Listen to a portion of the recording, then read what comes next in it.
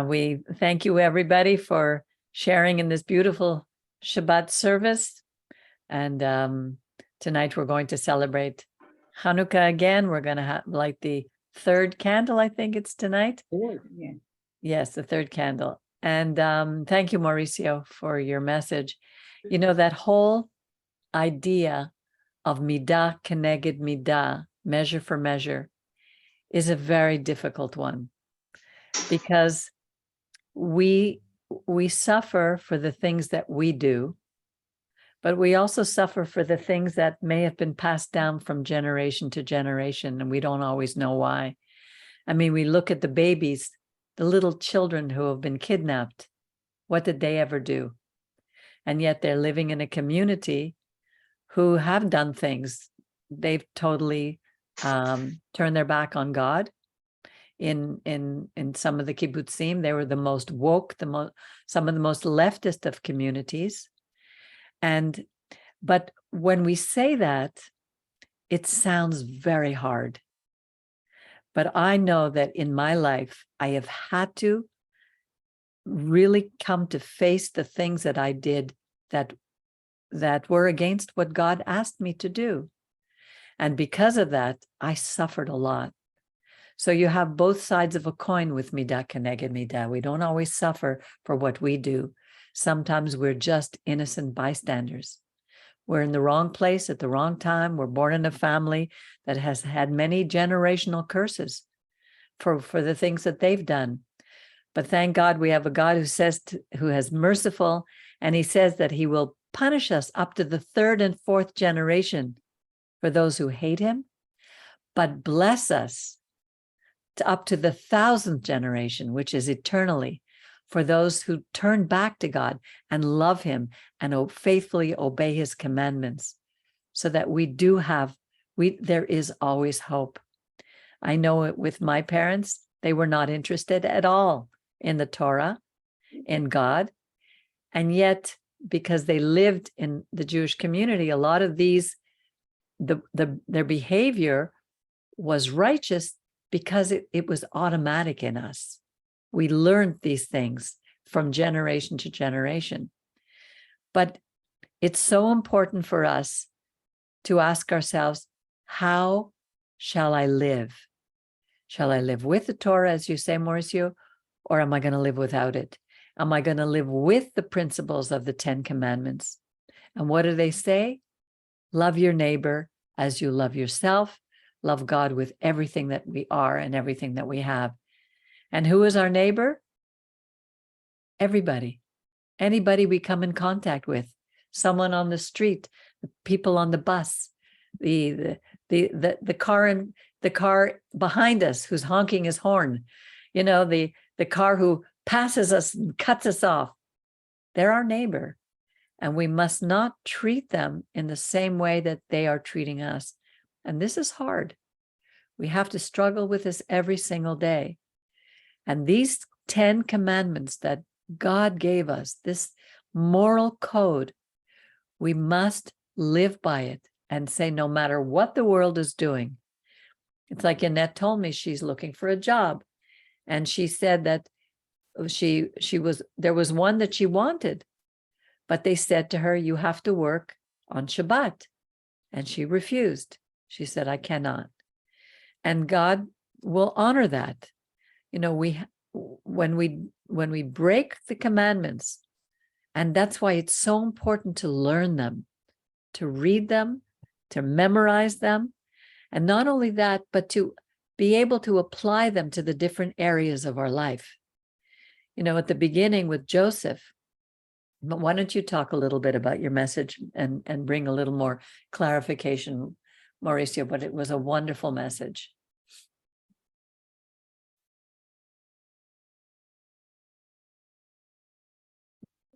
Okay, there is something I just put in the message because but studying this portion is interesting that really Potiphar, the word that is used there is like he bought Joseph for him.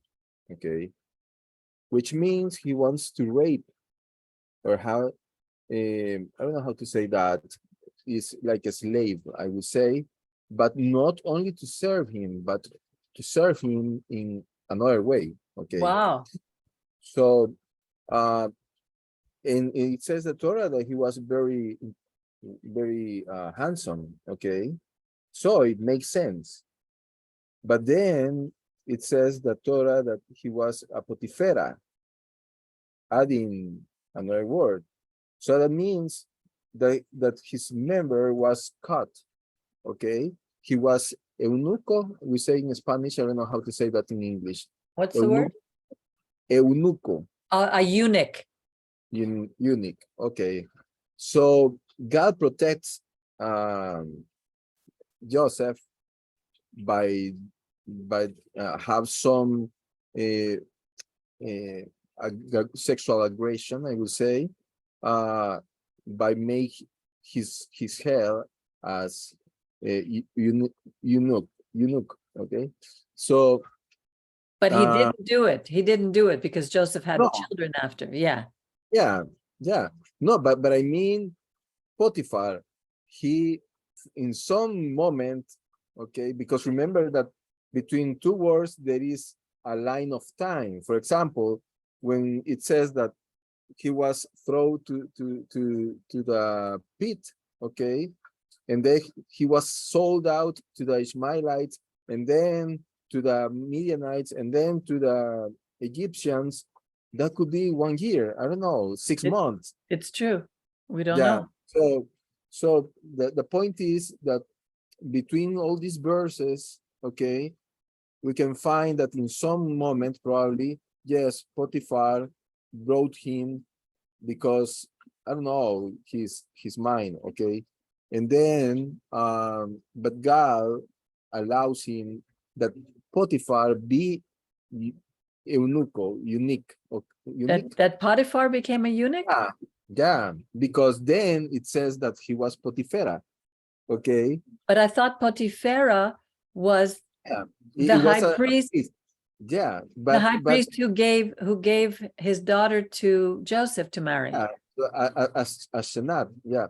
So, but I just read an interpretation of the Talmud that connects The these two two? guys.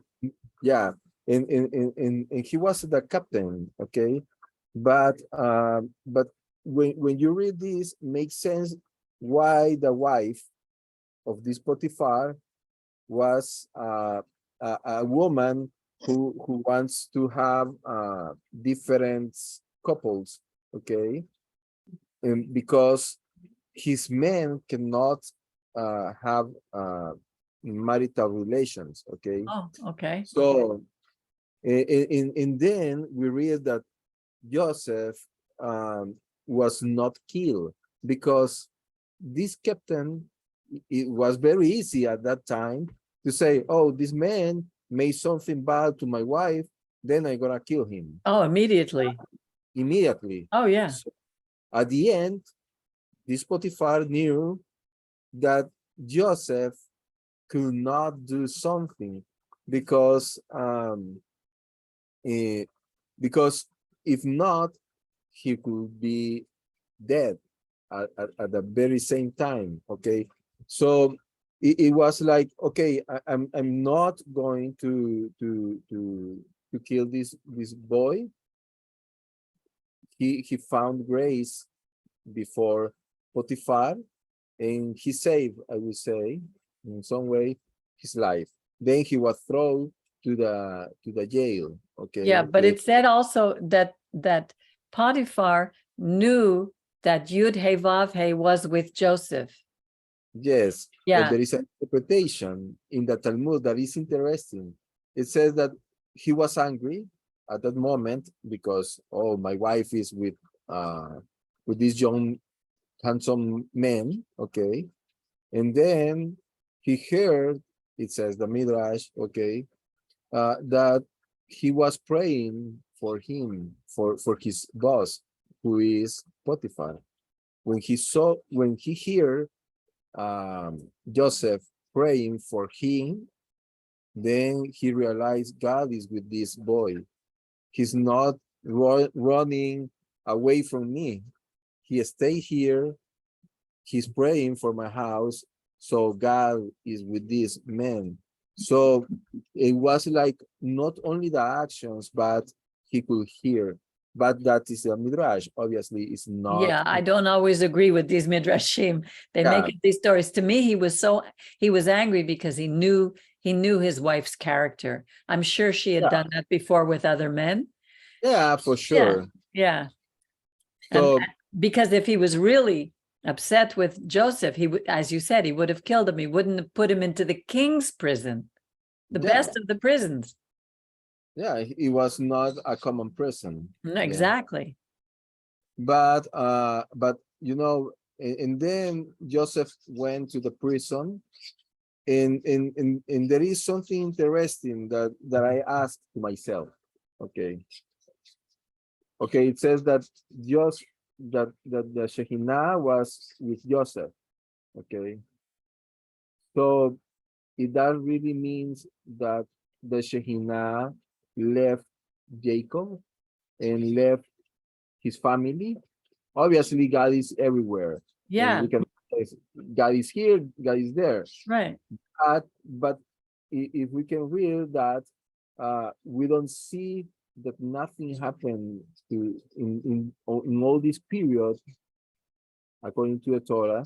Okay, to the rest of the family except to Judah. Okay, the point is that um, obviously God was protecting uh, Joseph, okay, because it's also interesting that he descended to Egypt, and the Shekinah went to Egypt at that moment, okay.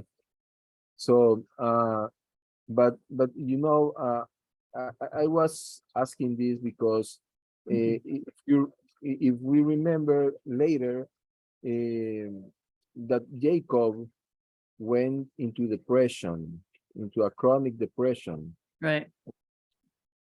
And we don't see that even when he was interviewed by Pharaoh, he said, "Oh, my days have been very hard and sad."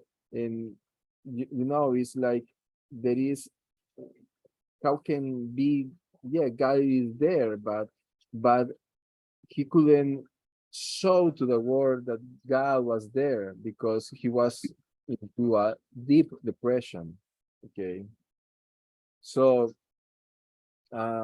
it is not the same Jacob that we saw before. Okay, No. the one who went to Laban, the one who was saved by God before his brother, etc. So it's like, okay, God is there, but it doesn't really show that God was there because it's like God hidden. Okay, Well, he stopped trusting him. yeah, he stopped to trust in God, and then and also all the brothers, okay, because it's interesting that Judah, well, for one side, Reuben wanted to make the Shuvah and try to save his brother. Right. Okay, remember that we read in that portion of the last week that Reuben make a mistake with Bilhah. Right. Okay, okay. Then it's like, oh, I make a mistake. Nobody wants me. Okay. Then Rachel died. Okay, but who assumed the role of mother of of Joseph? Bilhah. Yeah. Okay, Right.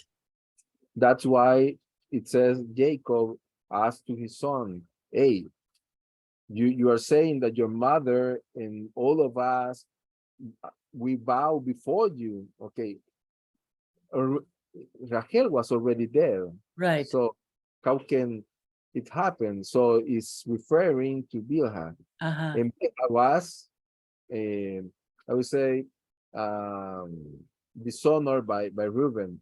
Right. So at this moment, when probably he hears, oh, I'm counted as a brother to my brother for my brother Joseph, is like, oh, I feel better. So that's why probably Reuben stopped their brothers to kill him. Right. Okay, because he was the one. Okay, and he said, hey, don't do something bad. And then he went, and then Yehuda said, oh, we should kill him, please sell him. Okay, and he and he convinced everybody to do so. um and then when he returned, Reuben says, hey, where is Joseph? Okay, and you know, and it's interesting that after that the family just separate. Right. Okay, because when there is no Torah in a house, everybody runs away one each other. That's Okay, so and that's Torah. so true. Yeah. Okay, so from one side, Jacob gets into depression. Then the brothers, everybody went to his own. Okay, and Joseph was separated to take to be taken to Egypt. And Judah, okay, and the problem is that he went to another place. Obviously, I don't know what happened, but he could face to see his father there. He couldn't say the truth, and all the brothers probably was against Judah because you told us to do so, and um, you are guilty, brother. I don't know what happened inside of Judah. Okay, but the point is that he left. Okay, he lives alone, and then we read that he had three sons, and then uh, the first one was with Tamar. Okay, then he died because he did something wrong before the eyes of the Lord. Right. And then the second one did the same. Okay, and he was there. So the point is that Tamar should be um, given to a third son, and he didn't because it was okay. I will not have more kids. Okay, Right. but it's interesting that the Midat Keneged Midat again. He lost the two sons to his father. Now he is losing two sons for himself. Okay, and he could feel the pain of his father. Okay, um, and after that, we read that obviously that was not right, and the Torah is very clear to say, oh, then Tamar went to the streets and looked to Yehuda, and Yehuda just felt in love. The Midrashim said that he was not married because already his wife was His wife dead, had died. has died. Yeah, but honestly, the Torah doesn't say really clear about that. Yeah, it Uh, does. Yeah. yeah, okay. I honestly I didn't look, Yeah. uh, but at the end, it is, even though it's not right because we read later on Mishnah, hey, don't go to the prostitutes. It's not Right. good. Exactly. Well, not only that, he went to the Canaanites to choose his wife, Mm-hmm. a place he wasn't supposed to go. Judah, and this is so interesting because Judah is the line from whom our Messiah, the King David, and the Messiah would come. It's incredible that. Mm-hmm. And at the end, he made something with Tamar, but Tamar was like, okay, I'm gonna take this and take this from you, but she wasn't silent. Okay. After the time of his birth, then she got two sons. Okay, one is Peretz from the place that comes in King David, and in Zerach. yeah, and Sarah. And then we read that something that it makes doesn't sense, honestly. He says, okay, let's burn her because Yeah, exactly. is even is disgusting. Okay. But Sorry, I didn't hear the last. Let's what? He said, let's burn her. Oh, right, Judah was going to burn her. Normally, it would have been stoning. right. Yeah, right. True. Yeah. yeah, but even to be a stone is not pleasant. Okay. No, and not only that, they should have they would both be stoned, according to Yeah. the yeah. According to and but he was like, oh, you are, and So- that's it's interesting. He was accusing her to be a woman with sexual problems, but he didn't was looking to him. We always do that. It's easy to point a finger. Yes, and at the end, it says, "Let's burn her." But the point is, at that time, according to the Hammurabi code, okay, the women who fornicate were like cows. Okay, they have an iron, very heat, and then they burn. They brand them. Yeah, they put Wow. A okay, mark. even though that is painful and awful, okay, but it's referring to that. Oh, that's what they mean. Yeah, Brand it's not her.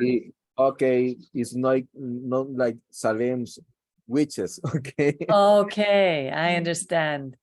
Okay, Yeah. and after that it says, at all this time Tamar was quiet. Okay, she didn't say nothing, and then she said, okay, the one who owes this is the one who pregnant me.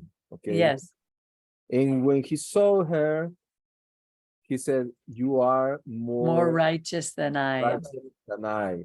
Yes. Why? Because all this time, Tamar could go to the streets and say, okay, look, my according to our laws, my father-in-law to have to give me the third son. Right. He denies me. That made me a position that economically I could not survive, because obviously at that time the man was a supporter of a woman.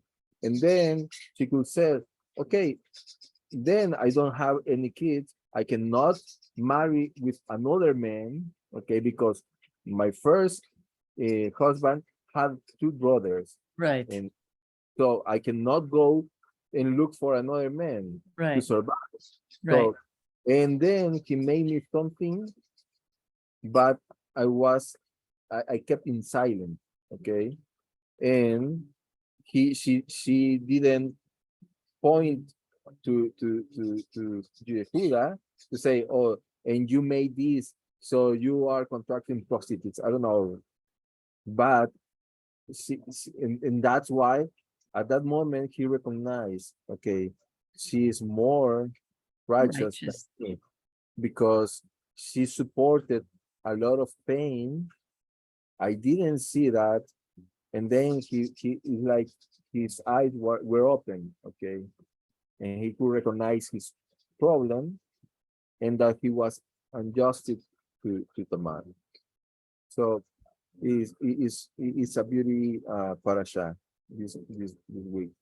Yes, definitely. Wow. That's very interesting about branding instead of burning.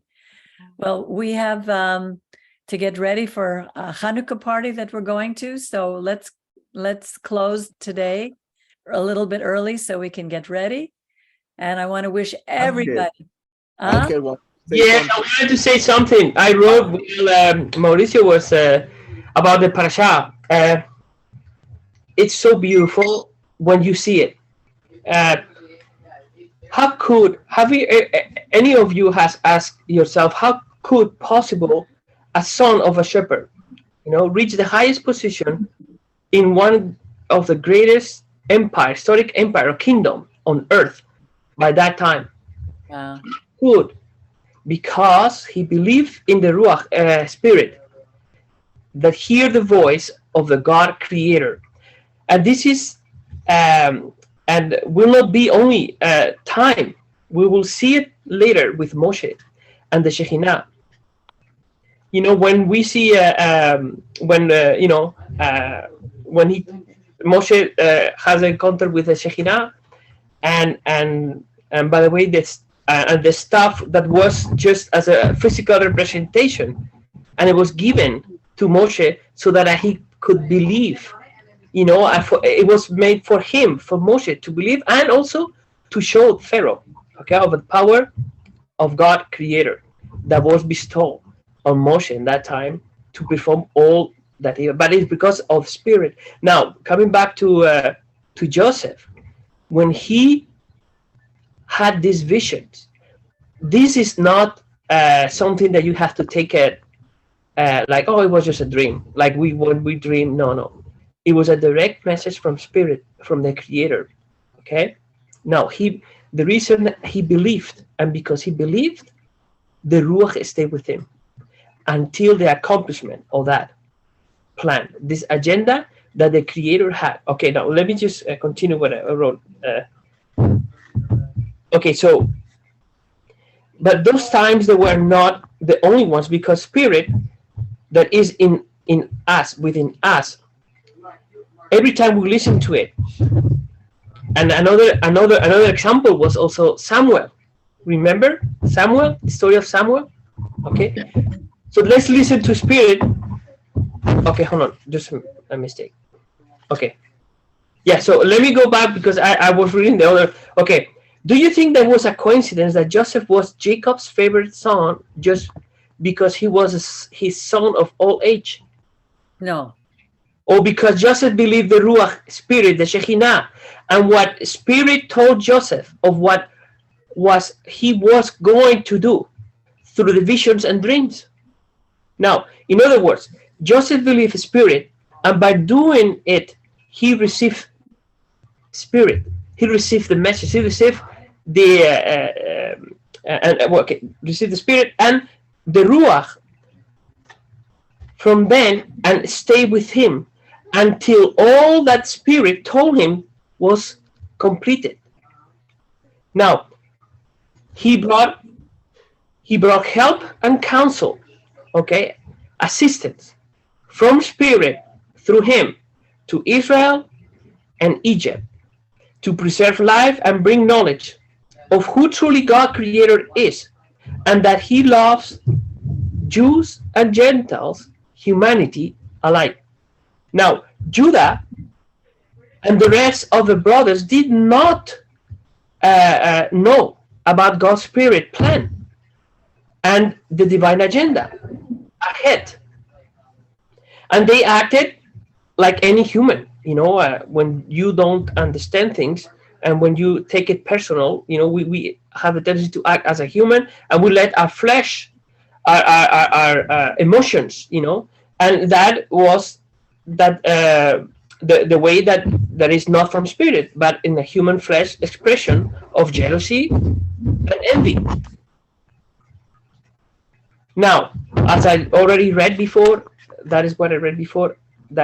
So now we know why could the son of the shepherd reach the highest position in the great story empire of the kingdom of earth that time, because of the Ruach spirit, and because he heard the voice now of the Creator.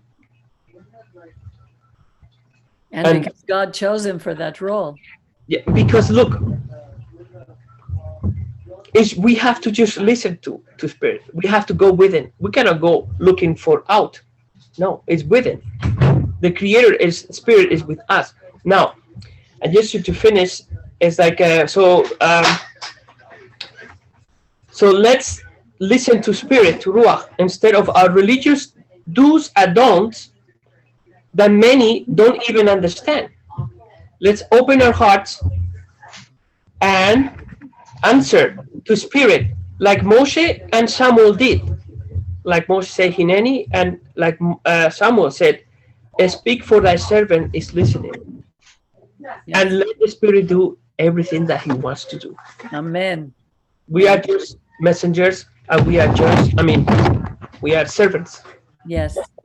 But Right. sometimes we have to be careful which spirit we're listening to. That's why he gave us a written code of life. Yes, but you Follow know, it. Well, we're you know the spirit when the spirit talks to you, because when you feel the love, and when you feel the peace, when you don't have fear, and you are convinced, the spirit that leads you is it comes from only from direct from the Creator. yeah, but you haven't been through the new age where there are false spirits that give you the same feeling of love and send you on paths that look right in the moment, and then you find out are in the wrong direction. To just walk by the spirit alone is very dangerous for us. We have to really know the Torah first. We have to know it's like when I worked with a man who was a channeler, and he channeled a spirit called Isaiah. If I had read the prophet Isaiah, I would have known that what he was saying was totally a lie. Mhm.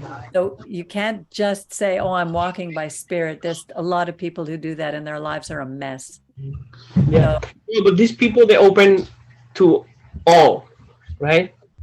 But when we open to the Creator, the Spirit, we know. Yes. Because we Through- know. through the written Torah. We understand when God, you know. Exactly. And you know, there are many people that they are misguided because of that, you know. Yes, exactly. But you know it because it brings but the fruits, everything that brings it doesn't Yes. exalt the person. It doesn't exalt. No, it's just love. I don't know how to. It's just, No, you're right. We eventually know it by their fruits. That's how I was able to leave, because I saw the fruit that was just leading me in the wrong direction. And I'm so grateful that I finally saw it. So, Miriam, do you have anything you want to add before we say good night or goodbye or good afternoon? Karen? Nothing that, what? Nothing that I haven't said before. I just, just quickly, the idea that when we're going through hard times or when we're in the pit and it feels like God's not there, that, that's when it's a real challenge to really keep focused on God. When I was in my biggest pit, I knew I just kept calling out to God, even though I had no sense of protection or anything. I felt totally scared and alone, but I knew I said, Lord, you're there. I don't feel your presence at all. It's so easy for me anyway to descend into anger and rage. But I said, no, I can't go there. So, especially with when so many things happen. I mean, I can't imagine losing a child, and I don't know that to me, how to get through something like that. But God's presence hasn't been withdrawn because things happen.